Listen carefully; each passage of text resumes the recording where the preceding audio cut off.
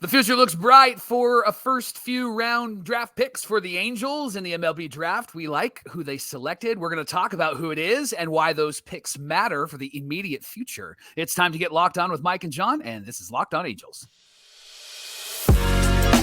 You are Locked On Angels, your daily Los Angeles Angels podcast. Part of the Locked On Podcast Network, your team every day. Thanks for making Locked On Angels your first listen of the day. You can find us anywhere you get your podcasts, including Apple Podcasts, Spotify, and on SiriusXM by searching Locked On Angels. And the best way to help us out is by giving us a rate and a review. And if you're watching on YouTube, make sure that you're subscribed and click the bell to be notified every time a new episode drops. And today's show is brought to you by Game Time. Download the Game Time app, create an account, and use our code LOCKEDONMLB for $20 off your first purchase. Last-minute tickets, lowest prices, guaranteed. Thanks for being here for this episode of Locked On Angels, where it's your team every day. You've got the Frisch Brothers here with you, a.k.a. the Super Halo Bros. My name is Jon, and that's my brother Mike. And my name is Mike, and that's my brother Jon. Hey, we're longtime fans of this Angels team through thick and thin, no matter how much they hurt us and no matter how much they don't deserve us, right? No, we love this team, and we're happy to be talking Angels baseball with you Monday through Friday, every single weekday. Mike, as the big papers are cutting back their sports divisions and their journalists, and I'm a writer, so I have nothing but respect for journalists, and my heart goes out to those that are being cut back, but our coverage continues to be all Angels every single day. So if you're looking for a place to talk Halos baseball, this is the place to be, whether you've been here since day one with us or it's your first time here. We're happy to have you. Thanks for being here. Hey, on today's show, we're looking at the draft picks that the Angels made, including their number one pick. They didn't have a second round pick because of Tyler Anderson signing, and then they made picks 3 through 10 on Monday. So we have a full recap of that. Then how do we feel about the Angels draft approach? There's some good questions you and I are going to get into a discussion about there. First, I got to shout out Mike, future Angel Vladimir Guerrero Jr. wins the home run derby 16 years after his dad did it, which is fantastic. And he did it while he was a Halo. Mike, you told me off air he's a free agent in 2026. He'd be 27 around that time. Yep. I'd sign him. I would too. You get years 27 through 32 with Vladdy Jr. I'd take it every time. Give me a 10-year deal right now. Now, we didn't even plan to talk about this, Johnny, but if you can get Vlad Guerrero in 3 years and it means you lose Shohei this year, would you do it? Ooh. I don't want to talk about that right now. Let's talk about the draft. Nolan Schanuel is the number one pick the Angels made. Mike, give us some information about Nolan Schanuel. Yeah, he played at Florida Atlantic University and was the 11th overall pick for the Angels. And he's 21 years old. He competed at the university last year and had a really great season. 447 batting average, 18 doubles, 4 triples, 19 home runs. Let's go. 64 RBIs. He was named the Conference USA Player of the Year. He led all of Division I in on-base percentage. We like on-base percentage. Yes, we do. 615, Johnny. He was tied for first in the nation in walks. How about that? And he was ranked second in batting average and slugging percentage. He had a huge, massive slugging percentage of 868. This guy was mashing, Johnny. 500 slugging is elite in the majors. Yes. So yeah. Just that's a reference point for you. What a stud. Additionally, he went 14 of 15 in stolen base attempts. Hey, things that we've been talking about, getting on base, stealing bags. This guy is a perfect fit for us. He reached base in 58 of 59 games played. And so I really like this guy, Johnny, and it seems that a lot of people really like this guy. And he is somebody that there's been some conversations about him possibly like being on the team as early as next season. And he would join a lot of first round picks on the Angels roster right now. Joe Adell, Sam Bachman, Reid Detmers, and other guys that they didn't draft, but are on the team like Mike Moustakas and Mickey Moniak, Anthony Zach Rendon. Neto. Zach Neto is probably the one that is the most recent, and it's why Schanuel was really excited about being on this team. Now, Locked On Angels Hall of Famer Brett McGuire had a great tweet from Nolan. Why don't you share that? Yeah, he said he felt like he was a strong possibility to the Angels. He fits their mold of a college performer who can make it to the majors in quick order. Dude can really, really hit. And I love the sound of that, Mike. Sam Blum actually had a tweet as well. Sam Blum of The Athletic, friend of the pod. He said, just connected with Nolan Schanuel's FAU coach, John McCormick. He said that he thinks Schanuel can play the corner outfield spots in addition to first base. He also said he suggested MLB teams scouting Schanuel that they should try him at second or third base and see if he's comfortable. Schanuel said, I'm so excited. I'm ready to fly out today. I love that. Heck yeah. John, Rhett Bollinger actually had a tweet too where he said that the Angels see Schanuel as a power hitting first baseman with good plate discipline. He could play some outfield as well. He played at a mid-major but fared well against bigger programs, went 12 for 21 with 7 home runs versus Miami and Florida. So Johnny, as we think about Nolan being our first round pick, what are your thoughts? What are your concerns? Where are you excited? First thing I thought of was his future at the corners in the infield. And this was a question brought up by Locked On Everydayer Scott Freeman. We love Scott Freeman. He's a great commenter, great listener, always has great questions. Yep. He said, what does that say about Jared Walsh? And to me, Mike, I think there's a world in which you can put Schanuel at third base or try him out in the corner outfielders, like was mentioned, just because I don't see a future for Rendon at third base. And the truth is we're stuck with him and his contract, and we have him for 3 more years after this. So I could see a world where Rendon does eventually go over to first base to keep him healthy. Maybe Schanuel goes over there. But regarding Jared Walsh, Mike, I feel like Perry's drafts have undone a lot of like what Billy Epler and even by extension, Jerry DiPoto have done. I'll get into that a little bit later when we talked about the draft philosophy, but you look up and down this system, and you know what I feel like is missing is that power corner infielder. We haven't had a guy like a Mike Napoli. I know he played catcher, but he eventually was a power hitting first baseman for all of his career, right? We haven't had a guy like that in a very long time. And even if you go back to the days of third base, I think about like Alberto Callaspo and those guys, they were never like the strong hitting third baseman, but you go back further than that. And of course, you have your Angels Hall of Famers on the corners, right? And those are the power hitting guys. That's what's missing from the system. Honestly, we have a lot of up the middle talent. We have some good outfield talent in the system as well. But I think it's time the Angels double down on that power hitting. I love the approach. I think it was a 94% in the zone contact rate, which everything you described in that press release is what the Angels are lacking. Yeah. Zone contact, walks, slugging power, like all things that the Angels could benefit from in the near future. They need this desperately. There was a concern from Jeff Ellis of Locked On Guardians, and he teams up with Lindsey Crosby of Locked On MLB Prospects. Jeff is also a great prospect guy. He saw that Schanuel's numbers in the Cape Cod League, which is a summer league that the college players play in when they're not in school, and his numbers weren't great. And Jeff said he looked at the number of players who played badly in Cape Cod and the way that they translate to the majors, not successful. However, he did find out later, which we all did, that Schanuel was dealing with an astigmatism and needs contacts. And so he got contact lenses. I think somebody said he wears one in just the one bad eye, actually. Oh, wow. I saw that and thought that was kind of fascinating. But he eventually said, you know what, I had no idea about that in all of my research about Schanuel. So that's a really good thing. The fact that he got his eyes corrected, tore it up in 2023 for FAU. Just I think it's a great pick.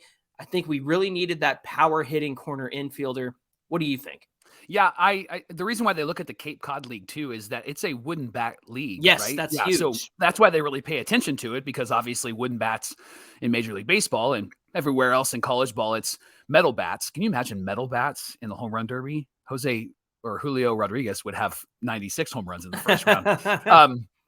I really like this guy, Johnny, and he gives me good vibes as far as like his leg kick. Like he's got that Zach Neto leg kick, not as high. But the one thing that I really liked about him and what scouts are saying is that he has kind of a Shohei approach at the plate where he will adjust how he's swinging instead of like looking for a pitch in his zone. So he will be a slap hitter. Think Shohei, think Ichiro, think that type of hitter. And he's gap to gap. Plus he has some power. And so I think that he could be a guy like a Wally Joyner. He could be a guy like a Darren Erstad. He could be Mhm. like a JT Snow. And so all of Mhm. those guys were really successful for us. And I think that that's who we have in Nolan Schanuel. I was really excited to see him get selected and hearing some of the stats about him, but also some of the details and some of what the scouts are saying over the last day or two have been a whole lot of fun because it's only gotten better since the Angels picked him. Definitely. Hey, as we continue our conversation about the Angels draft picks, it's very apparent that the Angels went after areas of need, and that kind of defines their approach so far this year in the draft. We'll talk about that coming right up, and we'll talk about why that matters in the immediate future. So stay tuned to Locked On Angels. We'll talk about that coming right up. Today's show is brought to you by the Game Time app. With the Game Time app, buying tickets is fast and easy. You can forget planning months in advance. Game Time has deals on tickets right up until the day of the event. You can get exclusive flash deals on tickets for all kinds of sports and concerts and comedy and theater, even more than that. And Game Time guarantee also guarantees that you can get the best price and you can also get event cancellation. And on the Game Time app, you can buy tickets in a matter of seconds, 2 taps and you're set. You can see images of your seat before you buy, and you know exactly what to expect when you arrive. Tickets are sent directly to your phone. Don't have to dig through your emails. And if you find tickets in the same section in the same row for less, Game Time will credit you 110% of the difference. So that's awesome. You can grab tickets without all the stress with a Game Time app. You can download it right now, create an account, and use our promo code LOCKEDONMLB for $20 off your first purchase. Terms do apply, but again, download the Game Time app, create an account, and use our code LOCKEDONMLB for $20 off. Last-minute tickets, lowest prices, guaranteed. We want to thank you for making Locked On Angels your first listen of the day. Now, I know there's no Angel games until Friday, but we're here for you every single day this week, so don't worry, my friends. We're talking Angels baseball all week long. In fact, Locked On Everydayers, if you want to get your questions in for Fan Mail Friday, we'd love to answer your questions. We'd love to get your voicemails. If you want to give us a call, that number's in the episode description. But DM us on Twitter at Locked On Angels or at Super Halo Bros. Get at us on Instagram at Super Halo Bros. Or give us a call for your Locked On Fan Mail Friday questions. We'll be here for you on Friday. Monday, there was a lot of picks for the Angels, picks 3 through 10 from the 3rd round to the 10th round. And so Johnny and I are going to fire some names and some stats at you. So buckle up, nerds. Try to keep up. Here we go. Alberto Rios. He is the 3rd round draft pick for the Angels. John, why don't you talk about him? Yeah, he was ranked 113 out of the top 250. Mike, the Pac-12 player of the year, which is awesome. Another guy who was announced this time as a 3rd baseman. He actually played catcher, and he also played some corner outfielder as well. So it's interesting that the Angels announced him as a 3rd baseman. Maybe they see him as kind of the same as Nolan Schanuel in that way. A 55 hit tool, and of course 80 is the tops when it comes to grading those things. From MLB.com, he's got a very advanced approach at the plate. Short, quick stroke from the right side, leading to a lot of walks, limited amount of strikeouts. Listen to these stats from this year, Mike. 384 average, 485 on base, 707 slugging, a 1.191 OPS, 18 homers, 73 RBIs in 63 games. Here's what I like: a 12.97% walk rate and a 14.3% K rate. So very good from there. Love that. 4th round pick for the Angels was Joe Redfield. He's an outfielder from Sam Houston State. That's a Division I school. He's a lefty at bat. Really great slash line: 402, 486, 676, and 1.163 OPS, 14 home runs, 54 RBIs, 15 stolen bases, and they slot him in as a center fielder. Yeah, so most of these outfielders, you don't know if they're going to stick to center field. I saw a good comparison. Somebody said that his line reminded them of Trey Mancini. Ooh. Or maybe it was Benintendi. I think it was Benintendi actually playing the outfield, not Mancini. I always get them mixed up. Andrew Benintendi. They're both great.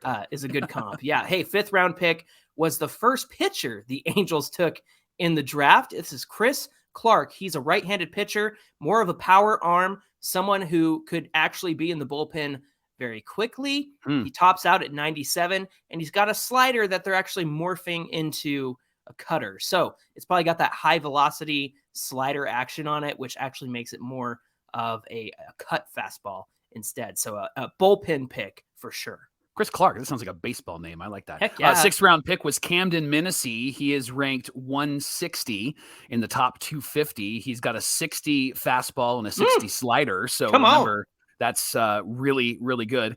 Could become one of the first draftees to make the majors, and they're really high on this guy. Maybe a reliever, possibly a setup man is kind of his ceiling. This is from MLB.com. Minnesee attacks hitters with 2+ pitches. His fastball, it peaks at 94 to 96, or actually it parks around 94, 96, peaks at 99. With arm side run, I love all these baseball terms. His slider sits in the mid 80s and reaches 90 with more depth, has some horizontal action, and elicits a lot of empty swings and chases. Here's his 2023 stats, Johnny. 2.78 ERA, 1.1 whip, 2.7 walks per 9, and a 12.8 Ks per 9. So they really are high on this guy and could possibly see him really, really soon. I don't know about this year, but possibly next year. Yeah, seventh round pick is Cole Fontenelle, first baseman from TCU, announced as a third baseman. Mike, he's a switch hitter. And he does really well controlling the zone from both sides of the plate. In 2023, he had a 352 average, a 473 on base, 639 slugging, and a 1.112 OPS. Here's what I like: a 15.3 walk rate and a 17% K rate. I saw Fontenelle and I believe Joe Redfield, who a lot of people were like, who are these guys? But they were actually on the same list I saw from some draft people on Twitter that were like, here's a couple of remaining hitters who I really like. And they were both on that list. So the Angels the scouting department must be hitting up Twitter to see who are these people going to pick. No, I'm just kidding. But it was good to see them together. A lot of first basemen, a lot of third basemen. We'll talk about how that matters coming up. But first, let's talk about Barrett Kent. He was the 8th round pick. He's a high school pitcher, Johnny. Yeah. Committed to Arkansas. And so he's ranked 126 in the top 250. And again, from MLB.com, this guy has a 4-pitch mix. He's 6'4", so he's really tall. Projected to be a starter in the pros. Can touch 96 with his fastball. His velocity's been a bit inconsistent. He does have a curve, a slider, and a changeup. They all earn average grades. If the Angels are able to sign him away from the Razorbacks, Kent could be a number 4 option if everything clicks along the road of development. He is a work in progress for a prep school player.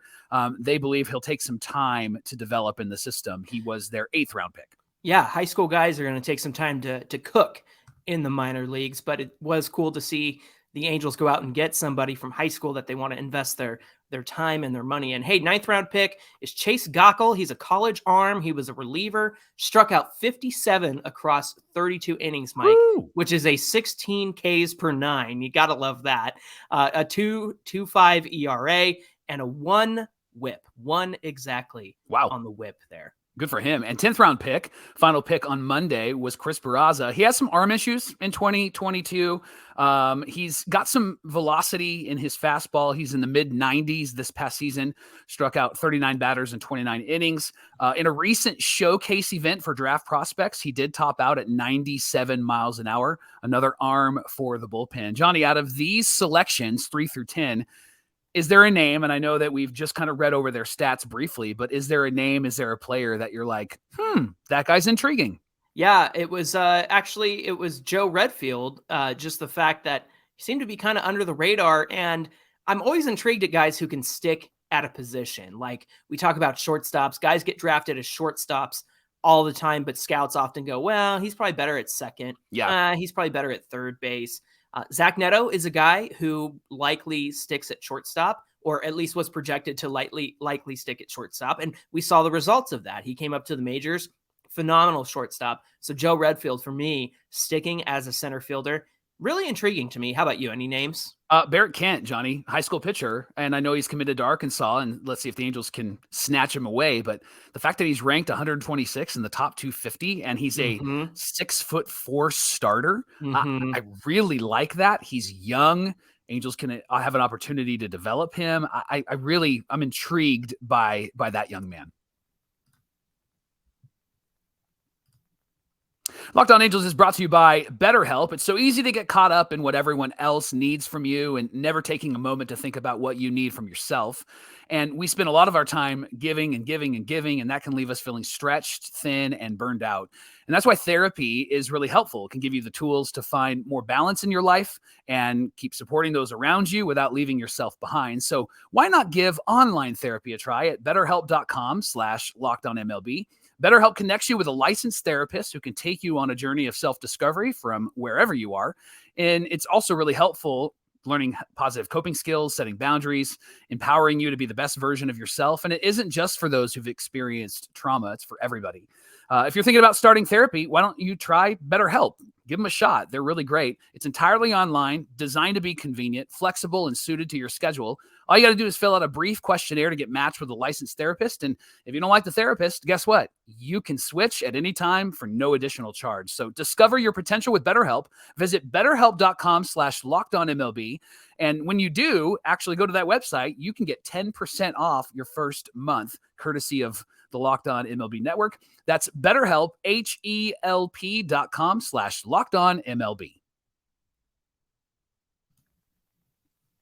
Hey, so as you went through the names, or we went through the names together, and as our listeners and viewers were hearing that, I felt like there were some themes there, Michael, in terms of the kinds of players that they're drafting. First, obviously, I think the most distinct thing about the Angels, they've drafted fast to the major types, right? The last 3 first-round picks, Reid Detmers, Sam Bachman, Zach Neto, all have made an impact. Detmers first. He was already starting the year after he got drafted in 2020. Nolan Schanuel, when he was asked about himself in the context of aggressive call-ups, he said, I want to be right there with Zach Neto and Ben Joyce and Mike Trout and Shohei Ohtani. Who wouldn't want to be? He said, I'm ready to be a teammate of theirs and get going. So it leads to a couple of questions I think that are important for us to ask. Is there an indication of a lack of confidence in the development system? Maybe the Angels are getting these ready now guys to help out the major league club. Maybe they want some new blood and culture. What are your thoughts here? I don't know if there's a lack of confidence in the development. I think there probably is a lack of confidence at the major league level because in the minor leagues, we've seen, and we've used this story ad nauseum, but with Reid Detmers going and talking with Buddy Carlisle and immediately getting corrected last season and then coming back up and being a completely different pitcher. I think that there isn't really an issue in the minor leagues. I think maybe it's more in the major leagues. And I think that we're probably going to see that come to a head maybe in the middle of the season, or at least at the end of this season. It might be wise to reinvent what they're doing at the major league level, because at this point, getting rid of Wise, that would be wise to get rid of Wise. Yeah, I think to the second question, when it comes to like the culture and getting new blood in the system, I think that what we're finding is that the Angels really want to have young guys who are affordable, inexpensive, but can actually produce and get them to the major league level ASAP. And it probably has to do somewhat with Artie and not wanting to spend over the luxury tax. The Angels have spent a lot of money on free agents over the last 5 to 10 years. And I think that what Perry's trying to do is not get ourselves stuck in this same kind of rat race, this same kind of wheel that we're in, where we just continue to do the same things in the same way every single season. So I really like what he selected, who he selected this year. I really like what he's done the last few years. Sonny DeShera is still down in the minor leagues. There's some other guys down there that I think are really great. And to your point, I think that one of the things that Perry has had to work against is the way that Billy Epler has drafted in the last few years, and somewhat with Jerry DiPoto.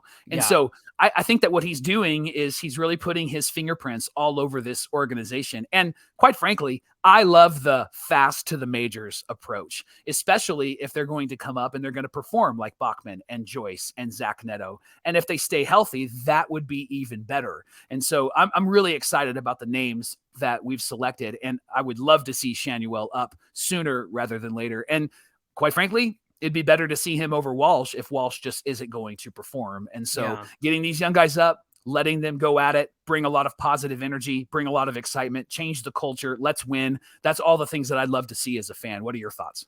Yeah, so I think they're doing a really good job of balancing getting trade capital We saw that with when they needed to go out and get Escobar and Moustakas. They had some trade capital because of the 20 pitcher draft where they signed 19 of the players, right? And the high school player is the one who got away. He didn't sign with the Angels, the one high school player that they went for in that all pitcher draft.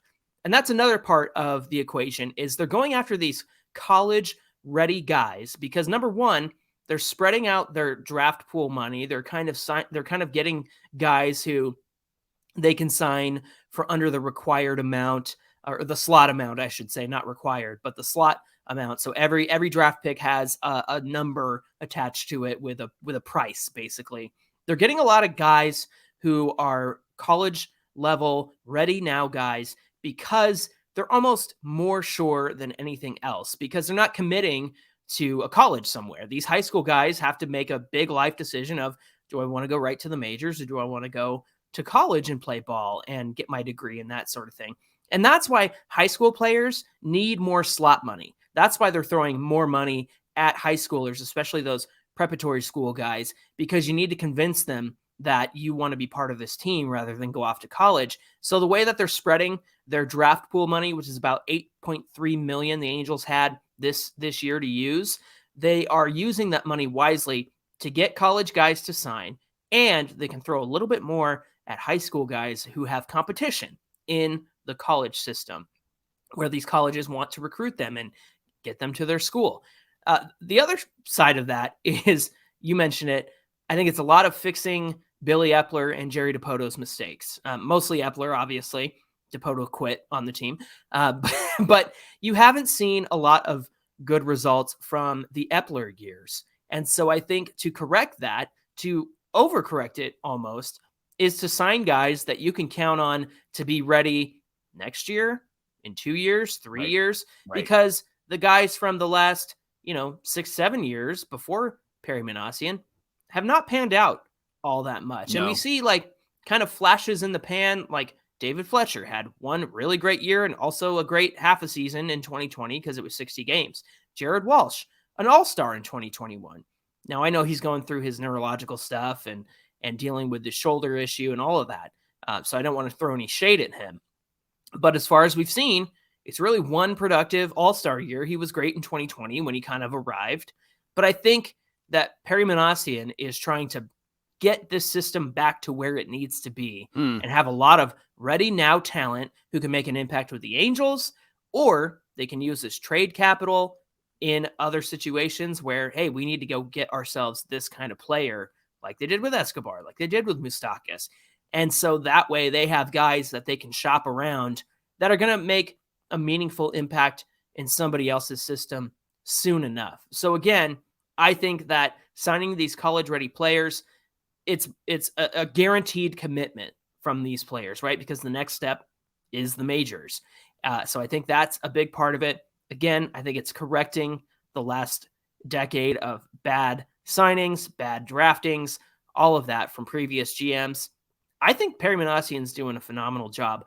I'm interested in their approach of obviously taking the kinds of guys that they need in terms of making contact and being able to hit the ball all over, high OPS guys, high slugging guys, high walk rate guys.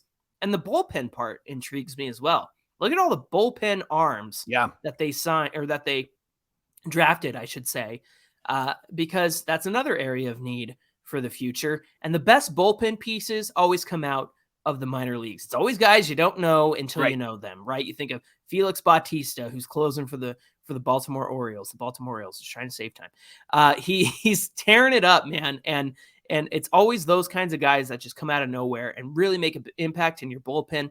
I'm excited to see what the Angels can do with some of those arms. Well, thanks for making Locked On Angels your first listen of the day. And remember, we're here all week long, even though there's no Angel games. It's kind of a nice break to talk about some good things in the draft and things like that. Johnny, if they're looking for us on social media, where can they find us? Hey, you can find us at Locked On Angels on Twitter and at Super Halo Bros on Twitter and Instagram. And if you're on YouTube, comment below the video, get into our comments. We always do our best to respond to everyone there. Mike, what do we have on deck for tomorrow's show? We're going to ask the big questions tomorrow, like, is Shohei staying or going? Is Phil Nevin going to make it to the end of the year? Will the Angels make the playoffs? Is Mike Trout going to be back? All of those great questions we're going to ask out loud, and we're going to share our answers, and we would love for you to share your answers as well. That's tomorrow on Locked On Angels. Looking forward to that conversation. We hope you'll come back and join us again. We hope this episode's been informative, give you a brief overview of all the draft picks. Until tomorrow's show, my name is John, and that's my brother Mike. And my name is Mike, and that's my brother John. Thanks for being here with us, and we'll see you back here tomorrow.